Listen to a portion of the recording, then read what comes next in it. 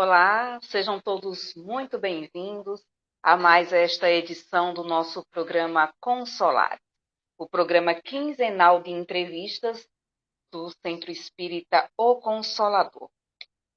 Nesta edição, nós estamos aí abrindo o mês de setembro e o Consolador, claro, abraça a campanha Setembro Amarelo.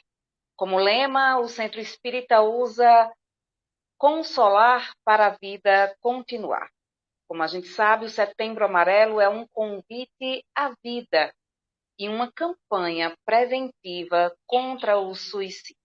Mas antes da gente entrar na nossa entrevista de hoje, claro, a gente quer lembrar você que nós estamos pelo YouTube, por isso a gente sempre te convida a dar aquele seu joinha, né?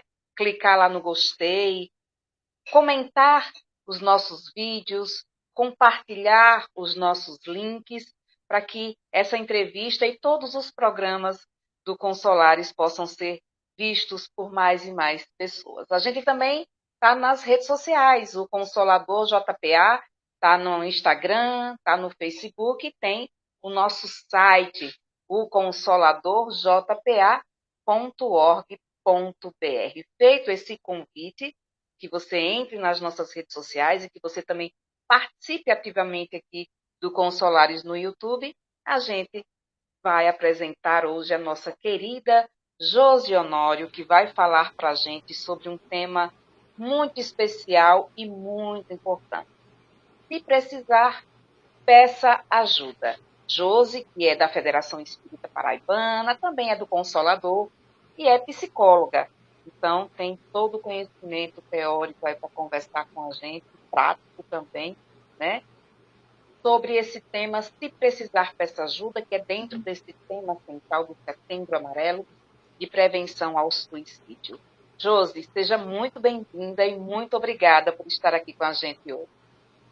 Eu que agradeço, isso é uma oportunidade, né? Sempre que há esse espaço para que a gente possa falar sobre o Setembro Amarelo, é uma temática que precisa cada vez mais ser dialogada na comunidade, nos locais onde a gente frequenta, para que a gente possa diminuir o preconceito, o tabu, que ainda mora, né, nas mentes de algumas pessoas, para que a gente realmente, ao falar, a gente possa esclarecer sobre esse grande tema que é uma questão de saúde pública, né? O suicídio hoje nós consideramos como uma questão de saúde pública. Então, é um prazer estar aqui podendo contribuir para esse esclarecimento.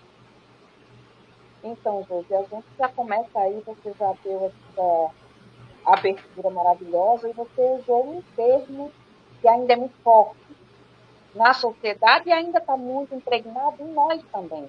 Tabu. Ainda é muito tabu falar sobre esse tema e o Setembro Amarelo traz esse convite para que a gente expanda o conhecimento e a conscientização e a prevenção. Então, por conta desse tabu, muitas vezes a gente não está bem, a gente está com depressão, a gente está com pensamentos suicidas, mas a gente até nem consegue admitir que está precisando de ajuda, né? Como é que eu posso dizer que seriam sinais de que eu preciso de ajuda, de que chegou o momento de pedir essa ajuda? É bem interessante, bem pertinente essa sua pergunta, porque a gente só faz prevenção reconhecendo, né, riscos, sinais de que algo não está bem com a gente. Porque se eu acho que estou bem, que estou tranquilo, que estou ótimo, nós não temos como fazer prevenção. Então, quando a gente está trazendo nessa perspectiva, né, que indicadores, nós estamos falando de algo assim que é uma matéria-prima da mente, sofrimento psíquico ou mental. O que é que a gente identificaria como sofrimento mental? A primeira coisa é que esse sofrimento é algo inerente ao ser humano. Só o ser humano é que tem o sofrimento mental. A segunda coisa é que ele é uma construção, nessa relação de vivermos em sociedade. E a terceira coisa é que ela é algo muito subjetivo para cada um. Vai depender das minhas vivências e experiências com esse externo, né? Com as pessoas, em determinadas situações. Eu gosto muito de dar um exemplo, vamos dizer assim, um ramalhete de rosas amarelas. Você recebeu daquela pessoa que você mais ama, como um convite para um jantar.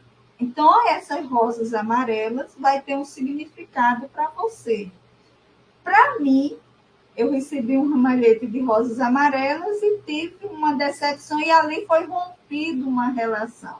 Então, as rosas amarelas, ela continua aqui, mas a minha relação com ela vai ser diferente para você. Para você foi algo positivo, para mim teve uma conotação. Então, isso é o que nós vamos chamar de subjetividade. Dependendo das experiências que nós tenhamos, nós vamos tendo experiências diversificadas de pessoa para pessoa. E aí vem três coisas que a gente chama que são emoções que elas nos dão um forte indicador de que algo não está bem com a gente. A primeira são as situações que a gente diz assim, intoleráveis. É aquela situação que a gente acha que não suporta mais, que não aguenta mais, e a gente fica, né, passa dia, passa meses, porque a gente vive, às vezes, algumas situações, mas a gente procura dar uma solução. Mas quando isso vai virando, né, algo rotineiro do dia a dia, vai meses, anos, e eu estou vivendo com essa situação. Isso é um indicativo de que em algum momento algo vai explodir. A outra que a gente chama é inescapável. Ou seja, é aquelas situações sem saída. Eu não vejo saída. A gente diz até, a gente chama aquela visão de túnel. É como se eu fosse entrando num túnel e isso vai ficando cada vez mais estreito e eu vou vivendo aquelas situações, aqueles fatos, aquelas relações, e eu não vejo saída. E o outro é interminável. Eu acho que aquela situação, ela não vai terminar e eu só vejo coisas negativas. É o que a gente chama dos 3 Is. Intolerável, inescapável, interminável.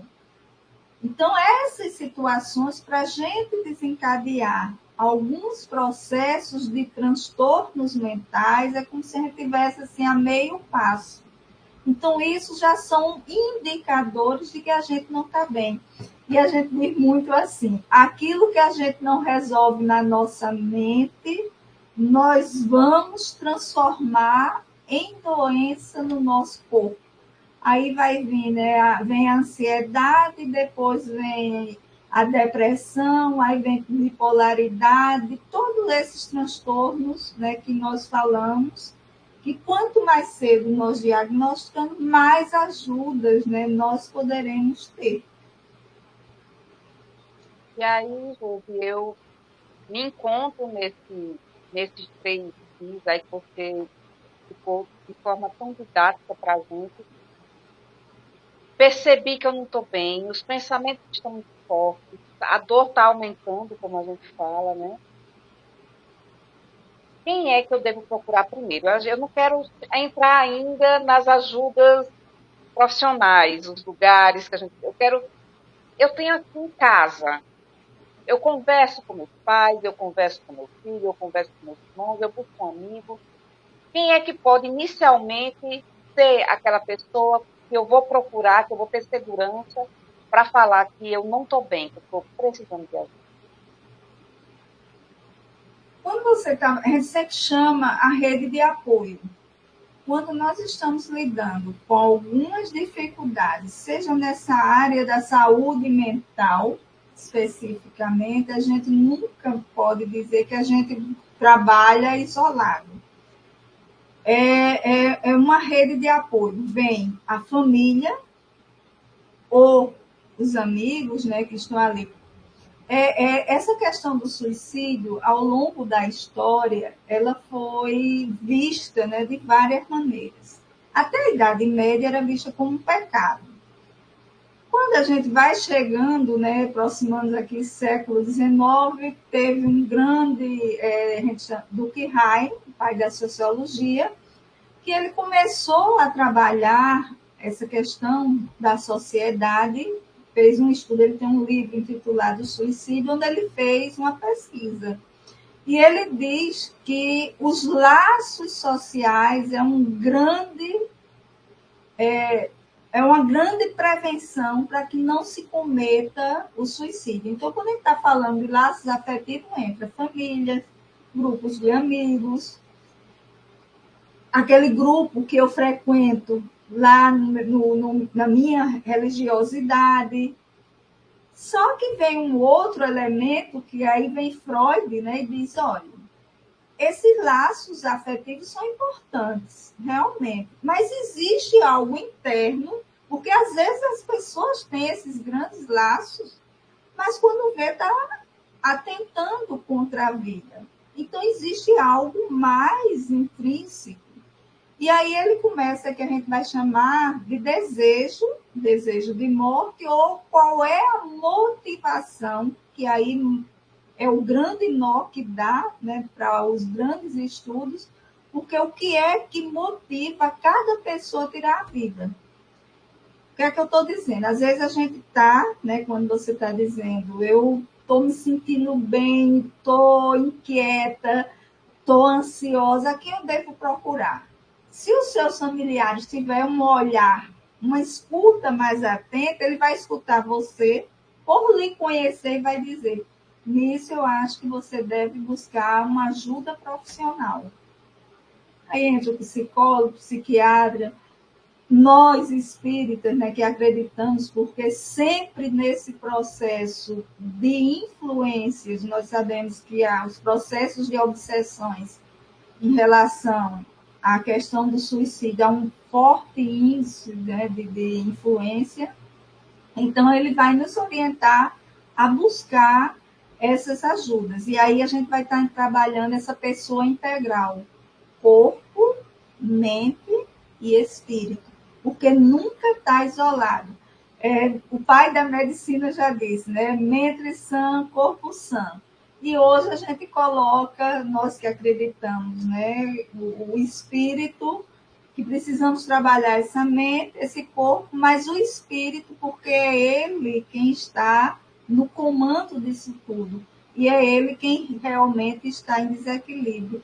Aí isso lembra a doutrina, ela não condena no sentido, né, a pessoa que suicidou-se, antigamente, nem a extremoção não tinha. Quer dizer, o pior momento que os familiares, né, que nós damos o nome de sobreviventes, as pessoas que vivem o luto de uma pessoa que comete suicídio, eles também ficam com seus traumas, né? Aquela pergunta, por quê? O que foi que eu fiz, né? Dependendo. E daí, a gente, na doutrina, ela traz para a gente que o grande problema ele vai se sentir decepcionado. Porque como nós somos espíritos imortais, ele aniquilou esse corpo físico. Mas quando ele chegar lá, ele vai continuar se sentindo vivo. E essas mesmas dificuldades que ele estava seguindo, que ele estava sentindo aqui, ele vai transpor para lá. Então, a doutrina, ela, além dela trazer esse fato no sentido não só de matar esse corpo orgânico, ele traz na perspectiva de nós estarmos lesando o nosso perispírito. Então, ele amplia muito mais, ele não se detém só em matar esse corpo, ele não traz essa questão moral do pecado, mas da gente interromper essa nossa caminhada e sairmos ainda com mais dificuldades, né? Porque nós vamos lesar esse perispírito para futuras reencarnações. Então, é necessário realmente buscar as ajudas, ouvir os amigos, e aí fica até para a gente, que muitas vezes estamos ouvindo alguém nos narrando, e quando a gente conhece o amigo, a gente diz logo, né? Amiga, amigo, olha, você não está muito legal, você não é isso. Estou triste, estou desanimado, estou sem esperança, que aí entra outra questão que a doutrina nos traz, que a questão materialista nos coloca como se a vida fosse só isso, e a doutrina nos traz que não, né? A vida futura, nós estamos continuando a viver. Então, também é outra perspectiva. Então, quando nós estivermos, né, a gente falou, a gente estando problema, mas a gente também estando nesse outro lado de escutar alguém, não termos o julgamento moral, né, que é algo também que ainda acontece na nossa sociedade. Né? Ah, é covardia, é falta de fé. Né? Isso é terrível. Alguém vem contar para você que está passando por isso, isso é falta de fé, vá para a igreja. E muitas vezes, né, nós chegamos nesses recintos religiosos e vem esse mesmo discurso, né, que nós chamamos que é o julgamento moral. Se a pessoa já está passando... Pode falar. Aí, Josi, desculpa interromper, você fez uma tríade muito importante aí, né? Corpo, mente e alma. E a gente vai trazendo essa religiosidade, porque a gente sabe que a fé ajuda muito, né? A gente sabe que se conectar com o divino ajuda muito. Mas precisa desse acompanhamento psicológico, dessa ajuda psicológica. E aí o que eu queria chegar nessa questão de quando alguém me pede ajuda, quando alguém chega para mim e me pede ajuda, o que é que eu não devo dizer para essa pessoa? Você falou em rede de apoio. Como é que essa rede de apoio tem que voltar o seu olhar para essa pessoa? Tá ali pedindo socorro mesmo, porque é um socorro que a pessoa está pedindo. E aí eu queria que você destacasse a importância dessa tríade, corpo, mente e alma, que é a ajuda psicológica, né? A religiosidade, porque não é falta de fé. A depressão, os pensamentos suicidas, os transtornos de ansiedade que vão desencadeando, aí é uma escadinha, né? Que vai levando a pessoa a esse estágio. Pedir ajuda, pedir socorro. Alguém chegou para mim pedindo socorro, o que é que eu não devo dizer para essa pessoa? Com que olhar eu tenho que enxergar essa pessoa?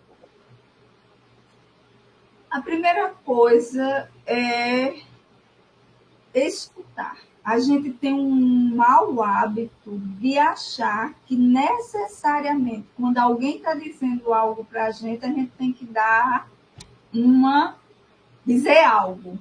E muitas vezes você só tem que escutar e acolher com todo o seu corpo, né? A forma de olhar, a forma, às vezes, até um abraço, né, que você pode dar numa pessoa, você está acolhendo. E essas frases que a gente falou, é falta de fé, frescura, né? Besteira, porque não tem o que fazer.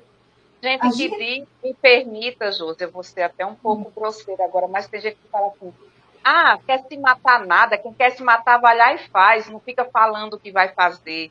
É muito forte isso, né? Muito, porque a gente está induzindo, veja a nossa responsabilidade.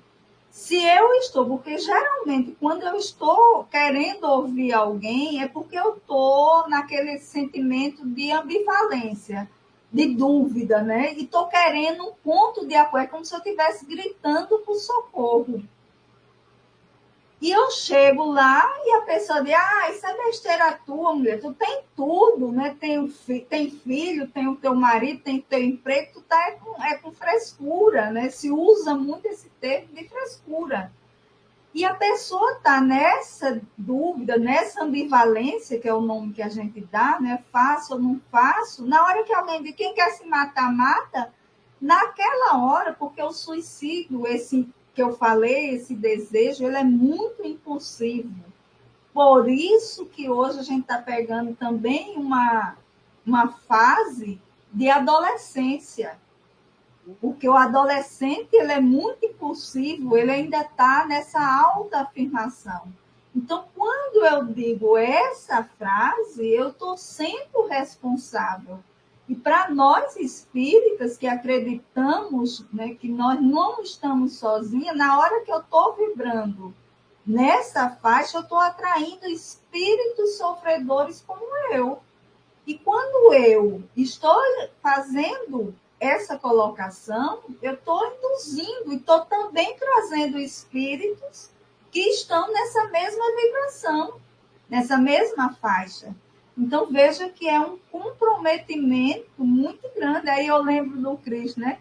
Não é o que entra, é o que sai da nossa boca, porque muitas vezes a gente pode matar uma pessoa, não temos nem noção. Até porque o suicídio, a gente quando fala em suicídio, a gente só imagina o suicídio direto, que é aquele que a pessoa pega a arma, uma corda, toma um envenenamento, mas existe aquele suicídio indireto, de alimentações, né, da maledicência, né, que é o involuntário que a gente chama, que a gente vai lembrar André Luiz, é o exemplo para a gente na doutrina desse suicídio, quando ele não entendia por que era que diziam que ele era suicídio, porque ele tinha um problema gastrointestinal e bebia, comia tudo, tinha uma vida desregrada, onde esse corpo material ele era totalmente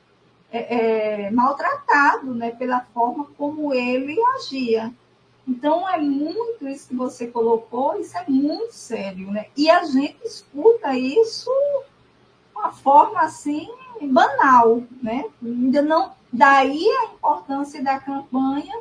Inclusive, esse ano, a campanha do Setembro Amarelo, o tema é se precisar, peça ajuda, porque a gente vê, está sentindo cada vez mais que a tendência é a pessoa se isolar, né? E ficar nesse sofrimento só para ela.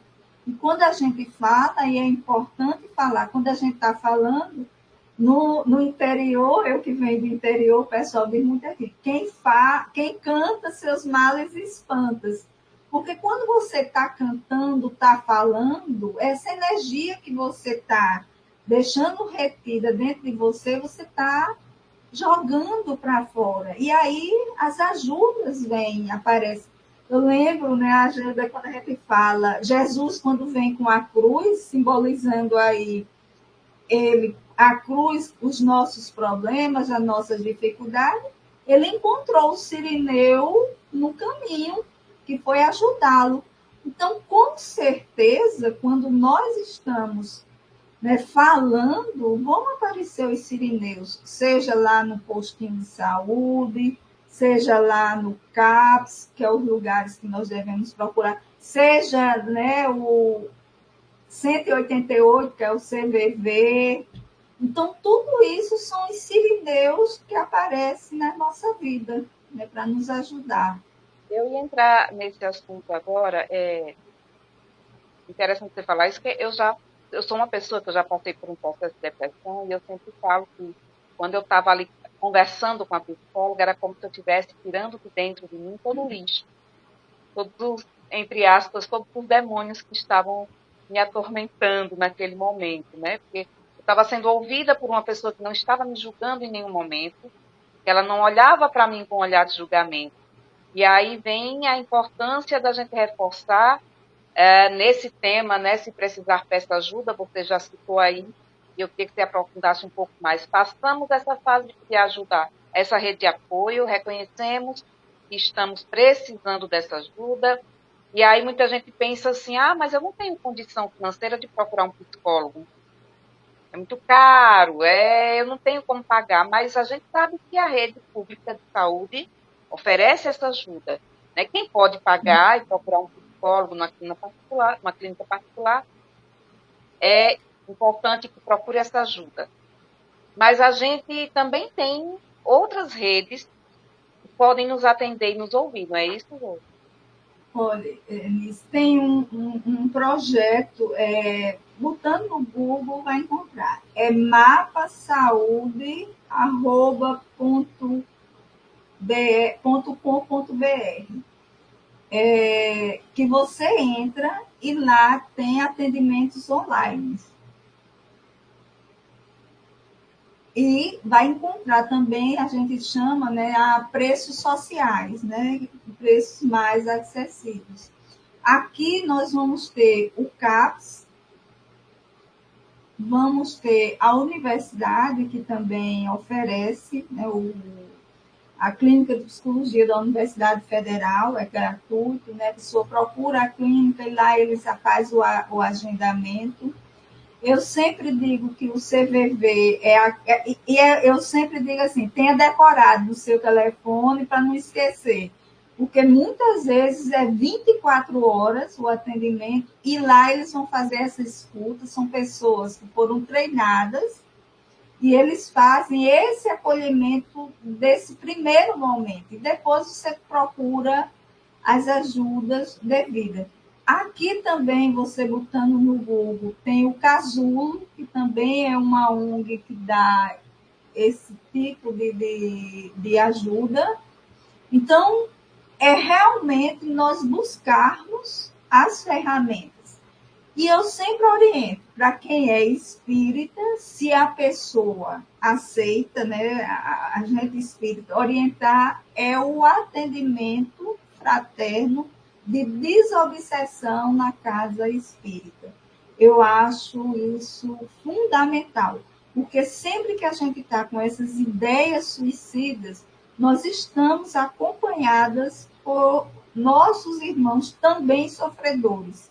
Então, nós estamos precisando e ele também precisa. Aí entra essa rede de apoio do amigo, né? Vamos, eu vou lá com você, a gente vai no centro, que às vezes quem não é espírita, né, fica, né, chateado e sem saber, e cheio de perna para chegar, não sabe o que é que lá tem na casa espírita. Então, nós podemos ser, nesse momento, a rede de apoio. Porque quem está nessa problemática, ela tem que estar com essa rede de apoio, principalmente se ela tiver com ideias suicidas. Que aí entra a gente também trabalhar os fatores de risco. Quais são, quem está com ideia? Não deixar armas, né, facas, porque é o impulso do momento, é uma questão de minutos. É tanto que muitas vezes a gente coloca se a pessoa, nesse impulso, se houver algo que chega ali e quebre aquela ideia, a pessoa não chega ao ato. Porque o suicídio, ele vem a ideia e quando ele realiza é o que a gente chama do ato. Então, nesse intervalo é onde a gente pode fazer a prevenção. E o movimento espírita é tão preocupado com essa temática, né, Ruby, que a federação já tem aí campanhas e campanhas há muito tempo, desde a década de 90, você estava me dizendo, não é isso? Isso. Nós temos a campanha de valorização da vida. Inclusive, quem quiser baixar, bote, né, o folheto da campanha de valorização da vida, que vem a violência, né? Digo não à eutanásia, ao suicídio, a violência. Você baixa esses folhetos. Bem antes de nós já falarmos na campanha a nível nacional, antes do Ministério homologar, através de portaria, o setembro, como mês da campanha de suicídio, a Federação Espírita Brasileira já trazia essa preocupação. Porque a questão do suicídio, nós vamos encontrar o primeiro registro lá na Mesopotâmia, que hoje é o Iraque, em 2500 a.C.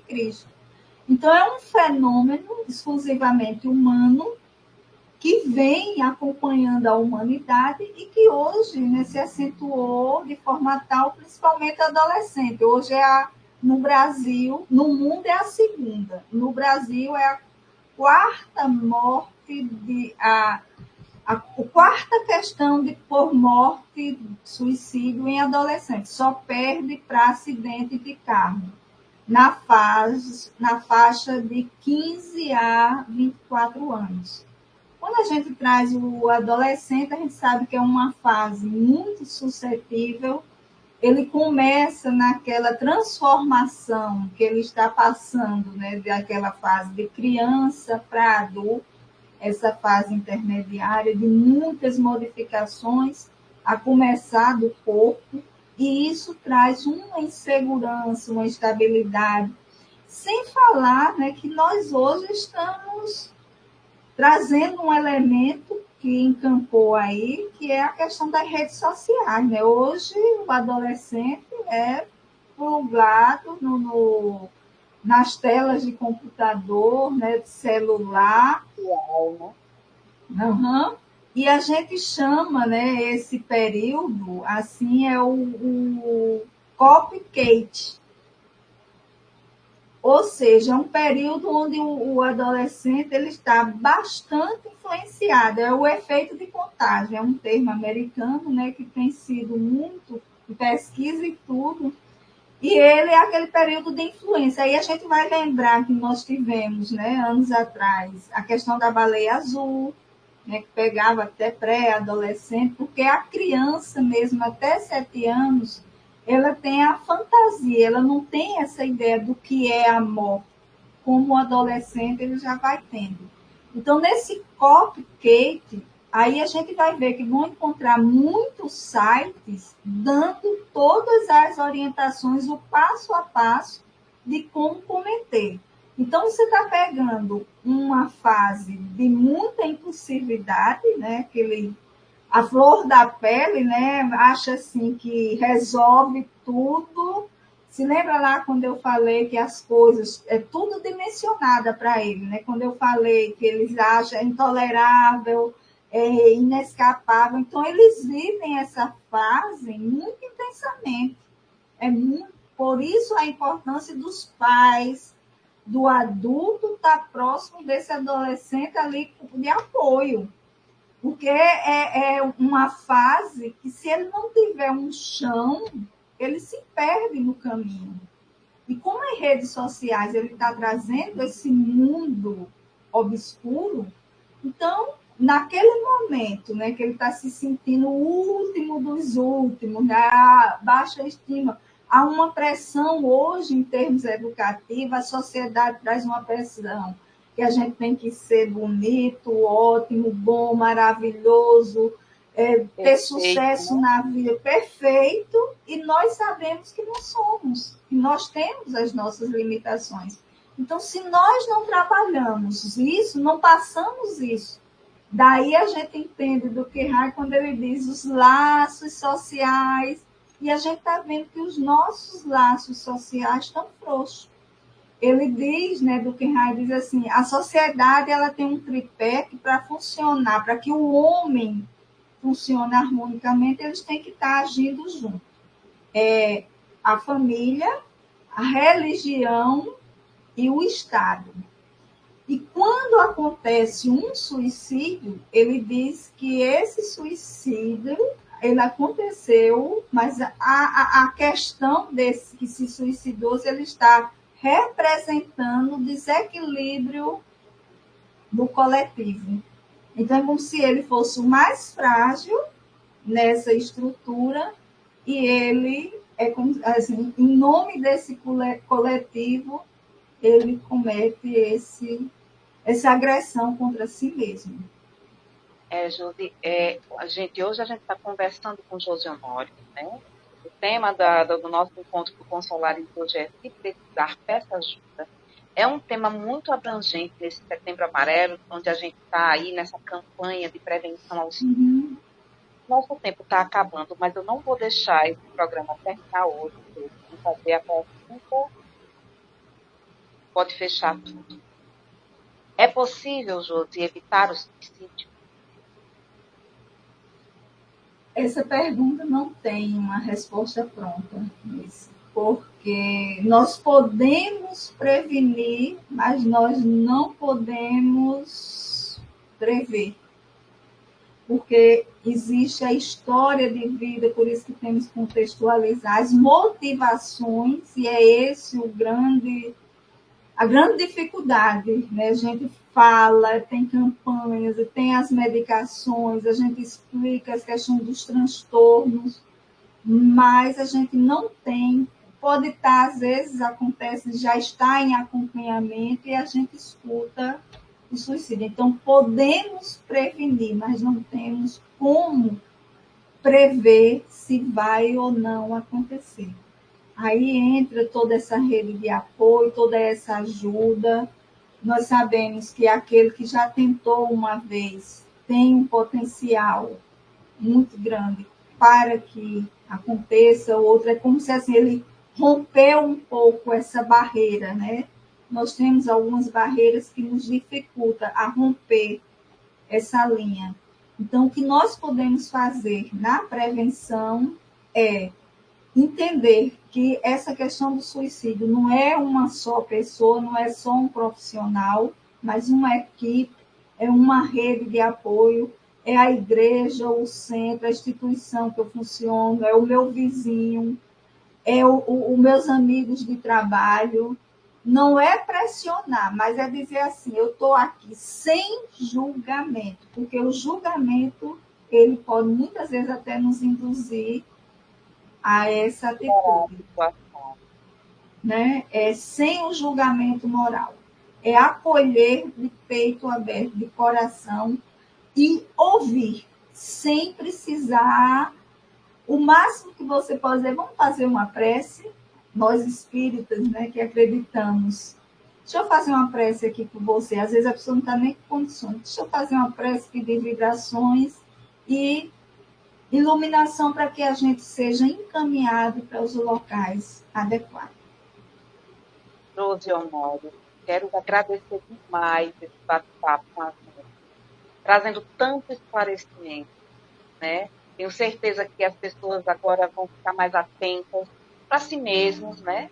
Para entender, para se autoconhecer, perceber esses sinais que você falou. Para quem está ao redor, para olhar com mais carinho, para ter essa escuta, né? E aí, para a gente terminar, eu queria que você fizesse suas considerações. Eu quero agradecer essa oportunidade do nome da doutrina estar aqui trazendo esses esclarecimentos. Não se sintam sozinhos, procure ajuda sempre que estiver sentindo. Às vezes a pessoa diz assim, eu estou com uma tranca no coração e não consigo falar, procure a ajuda necessária. Não é qualquer pessoa, porque às vezes a gente é uma pessoa amiga nossa, mas é aquela pessoa assim muito pessimista, é aquela pessoa que está sempre fazendo, né, o julgamento, tem sempre razão. Procure aquela pessoa que você sabe que vai lhe dar, que tem um bom senso, que vai lhe dar uma orientação adequada. Procure na sua igreja, no centro, aonde, porque nós somos frágeis. O suicídio, ele mostra a fragilidade humana. E como a nossa fé, né, no início você falou até um pouquinho da fé, a nossa fé, o Cristo dizia, se tivesse o tamanho de um grão de mostarda, e nós sabemos que ela ainda, nós falhamos muito a nossa fé. Então, que a gente busque o apoio necessário para a gente fortalecer essa fé, que tudo passa, né? É como a gente está num deserto e de repente surgiu um oásis. Então, nós estamos nessa aridez, nesse sofrimento, e de repente surge o oásis, seja a medicação, o profissional, o psicólogo, seja aquela pessoa religiosa, seja aquele amigo, que a gente busque essas para a gente fortalecer e a gente atravessar essa tempestade. Que todos fiquem na luz do nosso Mestre Jesus. Agradecendo mais uma vez a presença da nossa professora Honório, psicóloga, da Federação Espírita Paraibana, também nossa querida amiga, nos ajuda lá no Consolador.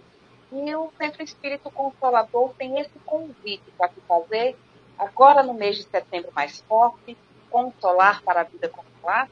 Mas, claro, a gente tem sempre a defesa da vida todos os dias do ano.